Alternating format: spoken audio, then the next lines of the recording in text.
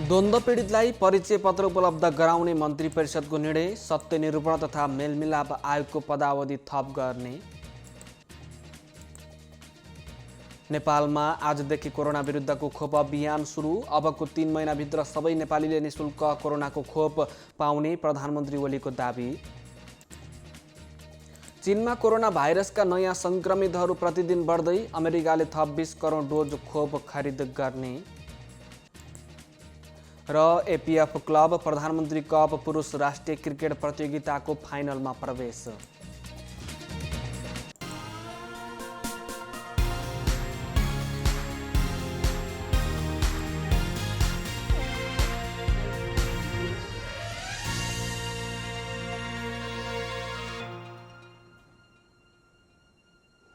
कालिका समाचार सुरु गरौं राष्ट्रिय समाचारबाट।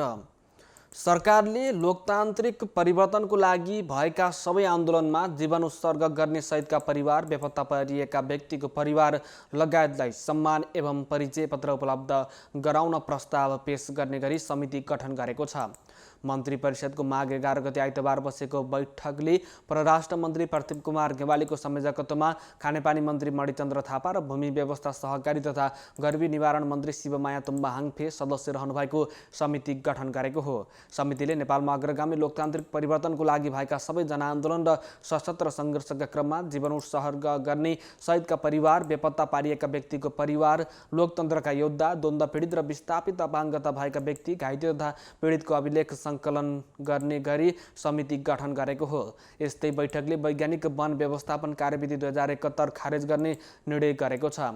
वैज्ञानिक वन व्यवस्थापन कार्यविधि 2071 अनुरूप वैज्ञानिक वन व्यवस्थापन कार्यक्रम लागू भएका बाहेकका सरकारद्वारा व्यवस्थित वन, सामुदायिक वन र साझेदारी वनमा कटान भई घाट गद्दीमा रहेका वन र क्षेत्रमा विभिन्न अवस्थामा रहेका काठ दाउरा प्रचलित कानुन बमोजिमको प्रक्रिया पूरा गरी सदुपयोग, बिक्री, वितरण तथा ओसार पसार खुल्ला गर्ने निर्णय पनि गरेको छ। वैज्ञानिक वन व्यवस्थापन कार्यविधि 2071 अनुसार हालसम्म कटान भई घाट गद्दीमा रहेका वा वन क्षेत्रभित्र विभिन्न अवस्थामा रहेका काठ दाउराहरू सुरक्षित राखी ग्रेडिङ सहितको विवरण डिभिजन वन कार्यालयले प्रदेश वन निर्देशनालय र प्रदेश उद्योग पर्यटन वन तथा वातावरण मन्त्रालय मार्फत 15 दिनभित्र वन तथा वातावरण मन्त्रालय समक्ष पेश गर्ने निर्णय पनि भएको छ।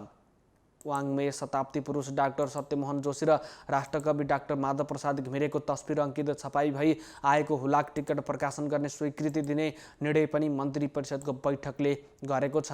विदेशबाट नेपाल आगमन हुने यात्रुहरूको स्वास्थ्य, सुरक्षा तथा क्वारेन्टिन सम्बन्धी आदेश 2077 स्वीकृत गरेको छ। मन्त्री परिषदको माघ 5 गते सोमबार बसेको बैठकले अर्थ मन्त्रालयको प्रस्तावमा नेपाल सरकार, प्रदेश र स्थानीय तहबीच प्राकृतिक स्रोतको रोयल्टी बाँडफाँड स्वीकृत गर्ने निर्णय भएको छ। कानुन, न्याय तथा संसदीय मामिला मन्त्रालयको प्रस्तावमा बेपत्ता पारिएको व्यक्तिको छानबिन आयोग र सत्य निरूपण तथा मेलमिलाप आयोगको अध्यक्ष र सदस्यको पदावधि थप गर्ने निर्णय पनि माघ 5 गतेको मन्त्री परिषदको बैठकले गरेको छ। यस्तै स्वास्थ्य तथा जनसङ्ख्या मन्त्रालयको प्रस्तावमा कोभिड-19 विरुद्धको खोप भण्डारण गर्न स्वास्थ्य तथा जनसङ्ख्या मन्त्रालयबाट तोकेको स्थान, डिजाइन र लागत अनुमान अनुसारको बजेटभित्र रही केन्द्रमा 1 र सबै प्रदेशमा 1-1वटा गरी जम्मा 8वटा भण्डारण गृह खरिद प्रक्रिया बाहेक 2 महिनाभित्र निर्माण गर्न शहरी विकास तथा भवन निर्माण विभागलाई जिम्मा दिने निर्णय पनि मन्त्री परिषदको बैठकले गरेको छ। महिला बालबालिका तथा ज्येष्ठ नागरिक मन्त्रालयको प्रस्तावमा राष्ट्रिय लैङ्गिक समानता नीति 2077 स्वीकृत गरेको छ। मन्त्री परिषदको पुस 29 गते सोमबार बसेको बैठकले संयुक्त राष्ट्रसङ्घ अन्तर्गतको विकास नीति समितिको सन् 2021 को जनवरी 13 मा हुने अधिकतम विकसित मुलुकबाट स्तरोन्नति हुने सम्बन्धी विज्ञ समूहको बैठक एवं त्रिवर्षीय समीक्षा सम्बन्धी अन्य बैठकहरूमा नेपालको धारणा प्रस्तुत गर्न स्वीकृति दिने निर्णय समेत गरेको छ। नेपाल पेट्रोलियम ऐन 2040 लाई संशोधन तथा एकीकरण गर्न बन्ने विधेयक तर्जुमा गर्न सैद्धान्तिक स्वीकृति प्रदान गर्ने निर्णय समेत भएको छ। महिला बालबालिका तथा ज्येष्ठ नागरिक मन्त्रालयको प्रस्तावमा महिला उद्यमशीलता सहजीकरण केन्द्र सञ्चालन कार्यविधि 2077 स्वीकृत गर्ने निर्णय पनि मन्त्री परिषदको बैठकले गरेको छ। प्रधानमन्त्री केपी शर्मा ओलीले आगामी निर्वाचनमा प्रचण्ड माधव पक्षको 10 सिट पनि नआउने दाबी गर्नुभएको छ। बुधबार आफू निकट आदिवासी जनजाति महासङ्घ नेपालको राष्ट्रिय भेलालाई सम्बोधन गर्दै प्रधानमन्त्री ओलीले आगामी निर्वाचनमा पुष्पकमल दाहाल प्रचण्ड, माधव कुमार नेपाल पक्षको 10 सिट पनि नजित्ने दाबी गर्नुभएको हो। उहाँले प्रचण्ड माधव पक्ष सफलताको बाटोतर्फ नहिँडेर भिरको बाटो हिँडेको टिप्पणी पनि गर्नुभएको छ। जनताले सो पक्षलाई कहिल्यै माफ नगर्ने प्रधानमन्त्री ओलीको भनाइ छ। उहाँले वैशाख 27 गतेसम्म पुग्दा प्रचण्ड माधव पक्ष बरफ पग्लिए जसरी पग्लिएर सकिने पनि बताउनुभयो। प्रधानमन्त्री ओलीले आधिकारिक पार्टी आफूहरूको भएको बताउनुभयो। विगतमा पार्टी र सरकार चलाउन नदिई खुट्टा तानिएको भन्दै उहाँले आगामी दिनमा नीतिगत तथा वैचारिक आधारमा पार्टी र सरकारलाई ठिक ढङ्गले चलाई पार्टीलाई ढिक्का बनाई अघि बढाउने पनि बताउनु भएको छ। नेपाल कम्युनिस्ट पार्टी नेकपा पुष्पकमल दाहाल प्रचण्ड, माधव कुमार नेपाल पक्षले प्रतिनिधि सभा विघटनको विरोधमा धरना कार्यक्रम गरेको छ। बुधबार नेपाल कम्युनिस्ट पार्टी नेकपा प्रचण्ड माधव पक्षका विघटित प्रतिनिधि सभा सदस्य, संविधान सभा सदस्य तथा प्रदेश सभा सदस्यहरूले प्रतिनिधि सभा विघटनको विरोधमा माइती घर मण्डलामा धरना कार्यक्रम गरेका हुन्। नेकपा प्रचण्ड माधव पक्षकी स्थायी कमिटी सदस्य तथा विघटित प्रतिनिधि सभा सदस्य पम्फा भूषालले असंवैधानिक रूपमा संसद विघटन गरी देशलाई प्रतिगमनतर्फ फर्काउने उल्टो कदम सच्याउनको निम्ति धरना बसेको बताउनु भएको छ। संविधान, संघीयता, गणतन्त्र र जनमतको रक्षाको निम्ति धरना बसेको उहाँको भनाइ छ। विघटित प्रतिनिधि सभाका सदस्य हरिबोल गजुरेलले जनताले आफ्नो प्रतिनिधि मार्फत बनाएको संविधानमाथि हस्तक्षेप भएको हुँदा आम जनता धरनामा बस्नुपर्ने आवश्यकता रहेको बताउनु भएको छ। संविधानको रक्षा गर्न र जनतालाई संविधानको रक्षाको निम्ति आउने विश्वासका साथ धरनामा बसेको उहाँको भनाइ छ। नेकपा प्रचण्ड माधव पक्षले प्रतिनिधि सभा विघटनको विरोधमा आन्दोलनको विभिन्न कार्यक्रम आयोजना गर्दै आएको छ। बुधबारदेखि सुरु भएको यस धरना शनिबार बाहेक 21 गतेसम्म प्रत्येक दिन 2 घण्टा बस्ने बताइएको छ। नेपाल कम्युनिस्ट पार्टी नेकपाका उपाध्यक्ष वामदेव गौतमले विभाजित पार्टीलाई एकता गराउने भन्दै एकता राष्ट्रिय अभियानको घोषणा गर्नुभएको छ। बुधबार ललितपुरको धोबीघाटमा कार्यक्रम गरी उपाध्यक्ष गौतमले विभाजित नेकपालाई एकता गराउनको निम्ति नेकपा एकता राष्ट्रिय अभियानको घोषणा गर्नुभएको हो। नेकपा पुष्पकमल दाहाल प्रचण्ड, माधव कुमार नेपाल पक्ष र केपी शर्मा ओली पक्षमा राजनीतिक रूपमा विभाजित भए पनि गौतम तटस्थ रहँदै आउनु भएको थियो। आफू एकताको पक्षमा रहेको सार्वजनिक अभिव्यक्ति दिँदै गर्नुभएका गौतमले बुधबारदेखि औपचारिक रूपमा एकता अभियान घोषणा गर्नुभएको हो। उपाध्यक्ष गौतमले पार्टी विभाजनको पक्षमा कोही नभएको भन्दै शक्ति निर्माण गरेर 2 पार्टीलाई एक बनाई छान्ने प्रतिबद्धता व्यक्त गर्नुभएको छ। शीर्ष नेताहरू विभाजित भए पनि पार्टीका दोस्रो र तेस्रो तहका नेताहरू एकता भङ्ग भएकोमा चिन्तित रहेको भन्दै उहाँले आफूले संवेदन गरेर दोस्रो तेस्रो तहका नेताहरूलाई अघि बढाउने बताउनु भएको छ। 6 महिनाभित्र पार्टी एकता गराइसक्ने उपाध्यक्ष गौतमले दाबी गर्नुभएको छ। 6 महिना अघि नै एकता हुन सक्ने पनि उहाँको भनाइ छ। उपाध्यक्ष गौतमले प्रचण्ड नेपाल र ओली पक्षलाई आफ्नो पक्षमा ल्याउने बताउनु भएको छ। सर्वोच्च अदालतले प्रतिनिधि सभा विघटनको पक्षमा फैसला गरे पनि आफूहरूले सो फैसलालाई शिरोधार्य गर्ने उहाँको भनाइ छ। वैशाखमा चुनाव भए राम्रो उम्मेदवार छानेर भोट हाल्ने भन्दै संसद पुनर्स्थापना भयो भने पार्टी एकीकरण गराउन समय समेत प्राप्त हुने उहाँले बताउनु भएको छ। प्रतिनिधि सभा पुनर्स्थापना भए पार्टी एकता जोगाउन सकिने भएकोले आफ्नो भित्री धारणा प्रतिनिधि सभा पुनर्स्थापनाको पक्षमा रहेको बताउनु भएको छ। गौतमले नेकपालाई विभाजन गर्न अध्यक्ष दय ओली र प्रचण्डको बराबरी भूमिका रहेको पनि बताउनु भएको छ। 2075 मक्सिर 4 गते अध्यक्ष प्रचण्डलाई कार्यकारी भूमिका दिएपछि पार्टी एकता गर्दाको सहमति अनुसार आलो पालो प्रधानमन्त्री प्रचण्डले छान्नु नै पार्टी विभाजनको सुरुवात भएको बताउनु भएको छ। उपाध्यक्ष गौतमले अर्को पार्टी बनाउँछन् भन्ने सन्देश गएको भन्दै आफूहरूले अर्को पार्टी नबनाएको स्पष्ट पार्नु भएको छ। सर्वोच्चमा परेको मुद्दा फैसला हुने बित्तिकै ओली र प्रचण्ड पक्षका नेताहरू पनि आफूहरूसँग मिसिन आउने उहाँको दाबी छ। सरकारले वैज्ञानिक वन व्यवस्थापन कार्यविधि 2071 खारेज गरेको छ। वन तथा वातावरण मन्त्री प्रेमबहादुर आलेले वैज्ञानिक वनको नाममा अवैध रूपमा रुख कटान हुने अवस्थालाई रोक्न वैज्ञानिक वन व्यवस्थापन कार्यविधि 2071 खारेज गरिएको बताउनु भएको छ। मन्त्री आलेले बुधबार पत्रकार सम्मेलन आयोजना गरी माघ 11 गतेको मन्त्री परिषदको बैठकले वैज्ञानिक वन व्यवस्थापन कार्यक्रमलाई खारेज गरेको बताउनु भएको छ। कार्यविधि खारेज भएपछि दिगो वन व्यवस्थापन अन्तर्गत कतै पनि हरियो वन सखाप नहुने गरी कार्ययोजना बनाएर जाने तयारी मन्त्रालयले गरिरहेको पनि मन्त्री आलेले बताउनु भएको छ। वैज्ञानिक वन कार्यक्रम खारेज भएपछि सरकारद्वारा व्यवस्थित वन, सामुदायिक वन, साझेदारी वनमा कटान भइसकेका काठ दाउरा प्रचलित कानुन बमोजिम प्रक्रिया पूरा गरी सदुपयोग, बिक्री, वितरण तथा ओसार पसार खुल्ला गर्ने तयारी गरेको पनि बताउनु भएको छ। वैज्ञानिक वन कार्यक्रम खारेज भएपछि काठदाउरा कटान मुचान बिक्री वितरण तथा ओसार पसार सम्बन्धमा प्रदेश वन निर्देशनालय मार्फत अनुगमन गरी प्रदेश उद्योग पर्यटन वन तथा वातावरण मन्त्रालयमा प्रतिवेदन बुझाइ अनियमितता भएको पाइए संलग्नलाई कानुनी कारबाही अनुरूप कारबाही गरिने पनि बताउनु भएको छ। विमानस्थल निर्माण गर्ने बजेट सुनिश्चित भएपछि मात्रै वन मन्त्रालयले प्रक्रिया अगाडि बढाउने पनि उहाँले बताउनु भएको छ। मन्त्रालयले निजगढ विमानस्थल निर्माण गर्दा जुन ठाउँमा एयरपोर्टको रनवे बन्ने हो त्यही ठाउँमा मात्रै रुख कटानको स्वीकृति दिने पनि बताउनु भएको छ। विमानस्थलमा 1900 हेक्टरमा मात्रै रनवे बन्ने भएकोले सोही जमिनमा मात्रै रुख कटान गर्न स्वीकृति दिने तयारी भइराखेको पनि स्पष्ट पार्नु भएको छ। 4 जना पूर्व न्यायाधीश विरुद्ध सर्वोच्च अदालतमा अवहेलना मुद्दा दर्ता भएको छ। प्रतिनिधि सभा विघटनको विरोधमा संयुक्त विज्ञप्ति निकालेर 4 पूर्व प्रधान न्यायाधीश विरुद्ध अवहेलना मुद्दा दर्ता भएको अदालतका सञ्चार विज्ञ किशोर पौडेलले जानकारी दिनुभएको छ। पूर्व प्रधान न्यायाधीशहरू मिनबहादुर रायमाझी, अनुपराज शर्मा, कल्याण श्रेष्ठ, सुशीला कार्की विरुद्ध अधिवक्ता धनजित बस्नेतले अवहेलना मुद्दा दर्ता गर्नुभएको हो। अदालतमा विचाराधीन मुद्दामा टिप्पणी गरी स्वतन्त्र र निष्पक्ष न्याय सम्पादनमा हस्तक्षेप गरेको भन्दै पूर्व न्यायाधीशहरू विरुद्ध न्याय प्रशासन 2073 को दफा 17 को उपदफा 4 बमोजिम हदैसम्मको सजाय तोक्न रिट निवेदकले माग गरेका छन्। यस मुद्दाको पेशी भोलि तोकिएको छ। पूर्व प्रधान न्यायाधीशहरू रायमाझी, शर्मा, श्रेष्ठ र कार्कीले गएको पुस 24 गते प्रतिनिधि सभा विघटन असंवैधानिक भएको भन्दै संयुक्त विज्ञप्ति निकालेका थिए। नेपालमा कोरोना विरुद्धको खोप अभियान सुरु भएको छ।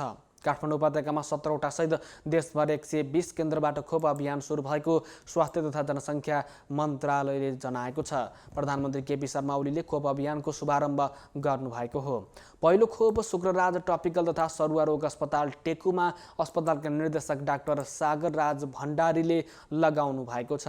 स्वास्थ्य तथा जनसङ्ख्या मन्त्रालयले पहिलो चरणको खोप अभियान सुरु गरेको 10 दिनभित्र सक्ने र पहिलो चरणमा 4,30,000 जनालाई खोप दिने जनाएको छ। 12,000 व्यक्तिले खोप लगाउने स्वास्थ्य तथा जनसङ्ख्या मन्त्री हृदय त्रिपाठीले जानकारी दिनुभएको छ। पहिलो चरणमा फोहोर मैला व्यवस्थापनमा खटिने फोहोर सङ्कलक तथा चालक, एम्बुलेन्स तथा सब वाहन चालक र सहचालक, प्रत्यक्ष उपचारको सेवा दिने वा खोप व्यवस्थापनमा खटिने स्वास्थ्यकर्मी, खोप केन्द्रमा खटिने सुरक्षाकर्मी तथा स्वयंसेवक, सब व्यवस्थापनमा खटिने व्यक्ति, स्वास्थ्य स्वयंसेविका, अन्तर्राष्ट्रिय प्रवेश बिन्दुमा कार्यरत स्वास्थ्यकर्मी र अरू कर्मचारी, वृद्धाश्रमका व्यक्ति तथा हेरचाहमा खटिने कर्मचारी एवं कारागारका कैदी र सुरक्षाकर्मीलाई खोप दिइनेछ। यसैबीच प्रधानमन्त्री केपी शर्मा ओलीले अबको 3 महिनामा सबै नेपालीलाई खोप लगाइसक्ने बताउनु भएको छ। आम नागरिकलाई रोग र भोगबाट बचाउनु नै सरकारको प्रमुख प्राथमिकता रहेको भन्दै उहाँले अबको 3 महिनासम्म सबै नेपालीले कोरोना खोप पाइसक्ने सम्भावना रहेको पनि बताउनु भएको छ। कोरोना विरुद्धको खोप सबै नेपालीले निशुल्क पाउने पनि उहाँको भनाइ छ। यस्तै उहाँले कोरोना संक्रमण सुरु हुने बित्तिकै पालिकाहरूले गरेको कामप्रति धन्यवाद व्यक्त गर्नुभएको छ। पालिकाको आवश्यकता कोरोना भाइरसको संक्रमणले निम्त्याएको परिस्थितिले पनि पुष्टि गरेको उहाँले बताउनुभयो। नेपालमा पछिल्लो 24 घण्टामा थप 283 जना कोरोना संक्रमित थपिएका छन्। स्वास्थ्य तथा जनसङ्ख्या मन्त्रालयका अनुसार पछिल्लो 24 घण्टामा थप 283 जना कोरोना संक्रमित थपिएका हुन्। यो सँगै नेपालमा हालसम्म कोरोना संक्रमित हुनेको कुल सङ्ख्या 2,70,375 पुगेको छ। पछिल्लो 24 घण्टामा 4,382 जनाको PCR परीक्षण भएको हो। पछिल्लो 24 घण्टामा 246 जना संक्रमण मुक्त भएका छन्। यो सँगै संक्रमण मुक्त हुनेको कुल सङ्ख्या 2,65,069 पुगेको छ। पछिल्लो 24 घण्टामा 3 जना संक्रमितको मृत्यु भएको छ। यो सँगै कोरोनाबाट नेपालमा मृत्यु हुनेको सङ्ख्या 2020 पुगेको छ। एकता, शान्ति र संस्कारको संवाहक कालिका एसडीमा प्रसारित कालिका समाचारमा पालो भएको छ विज्ञापनको। तर त्यसभन्दा अगाडि प्रमुख समाचारका शीर्षकहरू। कालिका समाचारको साथमा विजय स्टिल, वान टु रोल, विजय सिमेन्ट, तपाईको सपनाको मजबुत निर्माण। नेपालको अति लोकप्रिय मोटरसाइकल हिरो सुपर स्प्लेन्डर।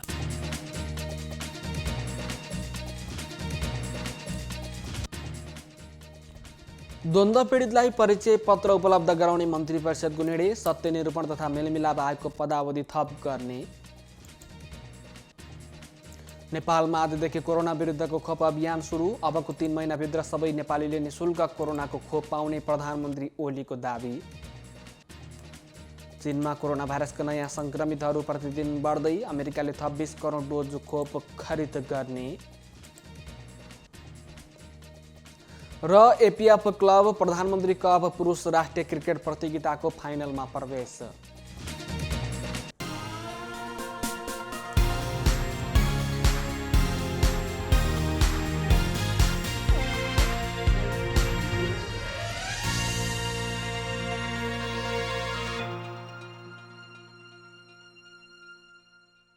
पूर्ण स्वचालित मसिनमा उच्च स्तरीय ब्लेड प्रयोग गरी उत्पादन भएको नेपालको पहिलो टेगुम जर्मनी प्रविधिद्वारा उत्पादित विजय स्टिल सम्पूर्ण रूपमा ल्याब परीक्षणपछि उत्पादन हुने अत्यधिक भूकम्प प्रतिरोधक, वर्षौंसम्म टिक्ने, खिया प्रतिरोधक, उच्च शक्ति, उत्कृष्ट बचत अनि उच्च लचकता, अग्नि प्रतिरोधक, रिब्समा अतिरिक्त मोटाई, उच्च वेल्डिङ क्षमता अनि उच्च इलोङ्गेसन, एक नासको तौल, लम्बाइ अनुपात। अब आफ्नो निर्माणलाई दिनुहोस् विजय स्टिलको शक्ति।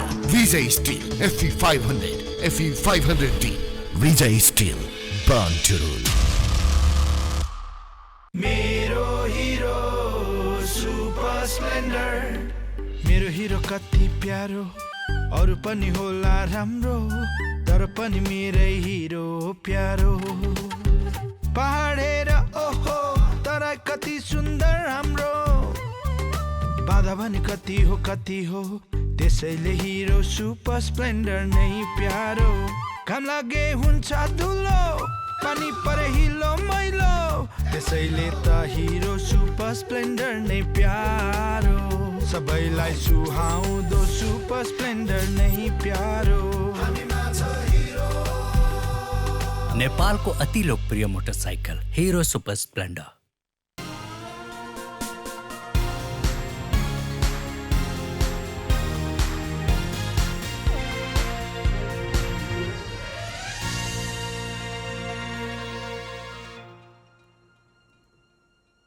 विज्ञापनपछि कालिका समाचारमा पुनः स्वागत छ। अब स्थानीय समाचार। चितवनमा बुधबारदेखि कोरोना भाइरस विरुद्धको खोप लगाउने कार्य सुरु भएको छ। जिल्ला स्वास्थ्य कार्यालय चितवनका अनुसार पहिलो चरणमा चितवनका 3वटा केन्द्र मार्फत खोप लगाउन सुरु गरिएको छ। भरतपुर अस्पतालका प्रमुख डाक्टर जगन्नाथ तिवारीले चितवनमा पहिलो खोप लगाएर सुरु गरिएको हो। बुधबार भरतपुर अस्पताल, रत्नगरको अस्पताल र माडीको बगौडा अस्पतालबाट खोप लगाउने स्वास्थ्य कार्यालयका प्रमुख दीपक तिवारीले जानकारी दिनुभएको छ। उहाँका अनुसार जिल्लामा खोप लगाउनको लागि 30 जना भ्याक्सिनेटर खटिएका छन्। उनीहरूलाई आवश्यक तालिम प्रदान गरी परिचालन गरिएको खोप कार्यालय प्रमुख तिवारीले जानकारी दिनुभएको छ। खोप लगाउनको लागि आवश्यक स्वास्थ्य मापदण्ड समेत अपनाइएको उहाँको भनाइ छ। सबै केन्द्रमा खोप पुगेको पनि उहाँले जानकारी दिनुभएको छ। राप्ती नदी र गण्डक नदीको तटीय क्षेत्रमा बसोबास गर्ने बाढी प्रभावित बस्तीको उत्थानको लागि छलफल सुरु भएको छ। बाढी प्रभावित क्षेत्रको जनताको जीविकोपार्जनको लागि घुम्ती कोष कार्यक्रम सुरु गर्ने उद्देश्यले छलफल सुरु भएको हो।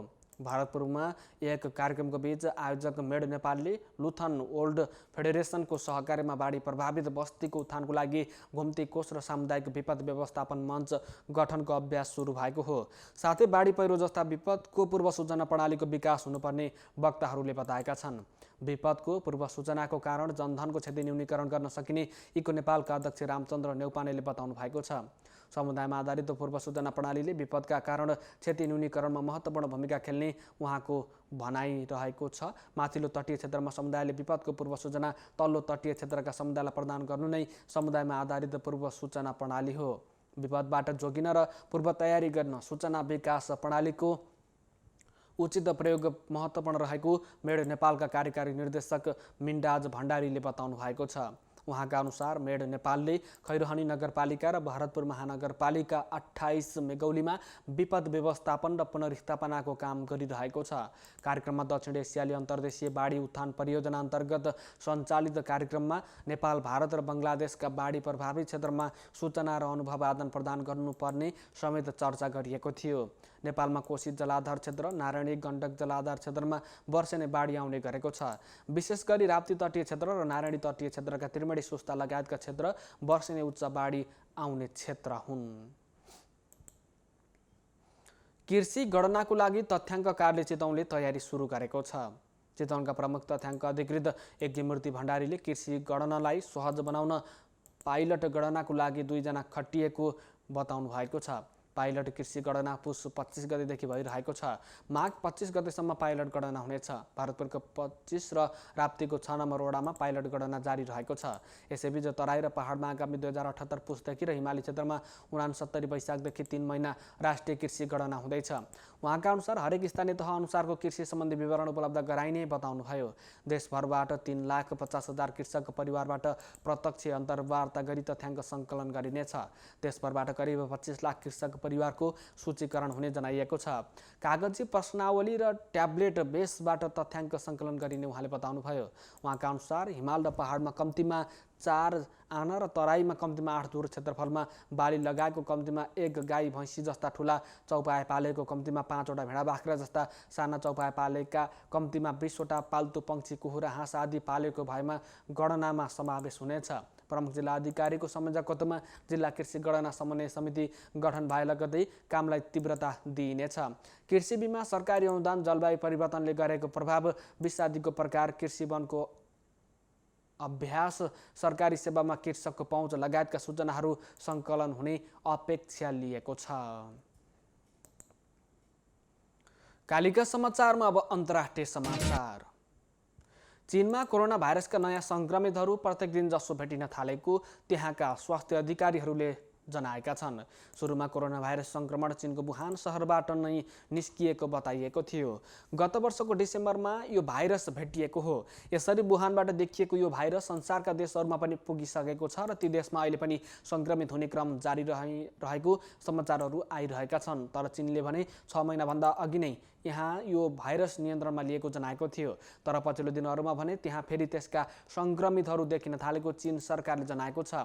चीन सरकारले जनाएअनुसार चीनभित्रै पनि सङ्क्रमणका नयाँ घटना दिनहुँ भेटिन थालेका छन्। चीनी अधिकारीहरूका अनुसार मङ्गलबार मात्र चीनमा कोरोना भाइरसका 75 जनामा नयाँ सङ्क्रमण देखिएको हो। तीमध्ये थप 55 जना स्वदेशमा नै पाइएको ती अधिकारीले जानकारी दिए। त्यस्तै अरू 20 वटा नयाँ घटना बाहिरबाट आएका पनि मङ्गलबार त्यहाँको स्वास्थ्य अधिकारीले दिएको समाचारमा जनाइएको छ। यसैबीच अमेरिकाले कोरोना भाइरस विरुद्धको थप 20 करोड डोज खोप खरिद गर्ने भएको छ। आउँदो गर्मीयामसम्म अमेरिकामा 60 करोड डोज अर्थात् 20 करोड मानिसहरूलाई कोरोना खोप दिने लक्ष्यलाई पूर्णता दिन सो परिमाणमा खोप खरिद गर्न लागिएको हो।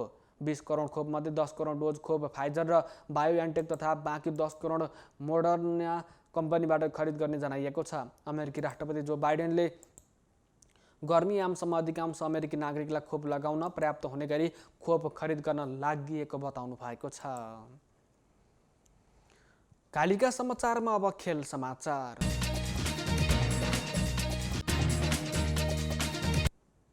साबिक विजेता नेपाल पुलिसको चुनौतीलाई समाप्त पार्दै एपीएफ राजधानीमा जारी प्रधानमन्त्री कप पुरुष राष्ट्रिय क्रिकेट प्रतियोगिताको फाइनलमा प्रवेश गरेको छ। कीर्तिपुर स्थित त्रिभुवन विश्वविद्यालयको मैदानमा सम्पन्न पहिलो सेमी फाइनल खेलमा पुलिसलाई 30 रनले हराउँदै एपीएफ अन्तिम 2 मा प्रवेश गरेको हो। उपाधि प्रतिस्पर्धाको लागि अन्तिम 2 मा स्थान बनाएको एपीएफले बागमती प्रदेश र त्रिभुवन आर्मी क्लबको विजेतासँग खेल्नेछ। एपीएफले दिएको 204 रनको लक्ष्यसहित जवाफी ब्याटिङमा उत्रिएको पुलिसले 49.2 ओभरमा सबै विकेट गुमाएर मात्र 173 रन जोड्न सक्यो। पुलिसको लागि परवन सराफले सर्वाधिक 40 रनको योगदान गर्दा राशिद खानले 34, दिपेन्द्र सिंह एरीले 33, अनिल शाहले 21, आरिफ शेखले 16 रन जोडे। सागर ढकाल 11 रनमा आउट भए। पुलिसलाई सस्तेमा समेट्न भुवन कार्कीले सर्वाधिक 4 विकेट लिए। कमल सिंह एरी, अविनाश बोहरा र शरद भेसवाकरले 2-2 विकेट लिए आफ्नो आफ्नो नाममा लेखाए। यसअघि टस हारेर पहिले ब्याटिङ गरेको एपीएफले पुरै 50 ओभरको समाप्तिमा 9 विकेट गुमाएर 203 रन जोडेको थियो। एपीएफको लागि शङ्कर राणाले सर्वाधिक 44 run जोड्दा Bhuwan कार्कीले 42 run जोड्दा Sandeep जोराले 34 run बनाए। सुभाष खकुरेल र कमल एरीले समान 19 रन बनाए। कप्तान शरद भेस्वाकरले 18 रन जोडेर पेभेलियन फर्किँदा अविनाश बोहरा 11 रनमा अभिजित रहँदा सूर्य तामाङ 1 रनमा अभिजित रहे। पुलिसका आरिफ शेखले 3 विकेट लिएका थिए। ललित राजवंशी र दिपेन्द्र सिंहले 2-2 विकेट लिए। बुधबारको जितसँगै एपिएफ जारी प्रतियोगितामा अपराजित रहँदै अन्तिम 2 मा प्रवेश गरेको छ। प्रतियोगिताको विजेताले 10 लाख पाउनेछ भने उपविजेताले 5 लाख रुपैयाँ हात पार्नेछ। एकता, शान्ति र संस्कारको संवाहक कालिका एचडीमा प्रसारित कालिका समाचारको अन्त्यमा प्रमुख समाचारका शीर्षकहरू पुनः एकपटक। कालिका समाचारको साथमा Vijay steel, one two role, Vijay cement, तपाईको सपनाको मजबुत निर्माण। नेपालको अति लोकप्रिय मोटरसाइकल हिरो सुपर स्प्लेन्डर।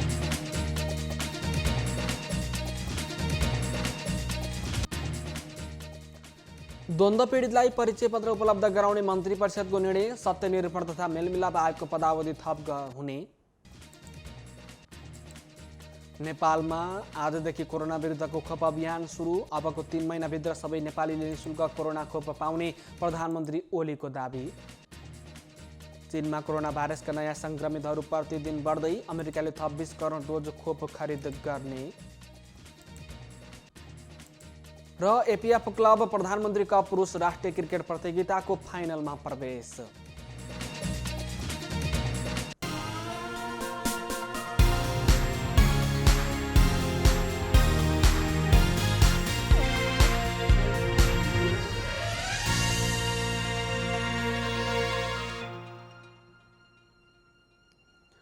एकता, शान्ति र संस्कारको संवाहक कालिका एचडीमा प्रसारित कालिका समाचार अहिलेको लागि यति नै। हेर्दै गर्नुहोला कालिका एचडी। म सुनिल पराजुली बिदा हुन्छु। नमस्कार।